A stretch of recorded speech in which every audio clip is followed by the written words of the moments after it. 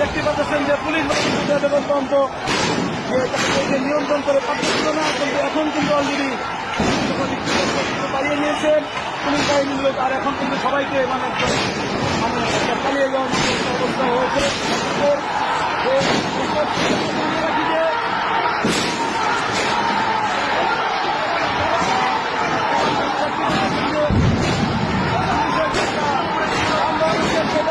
সবাই নিয়ে একটা আঘাত পিছন দিকে চলে আসছেন। এই যে দেখুন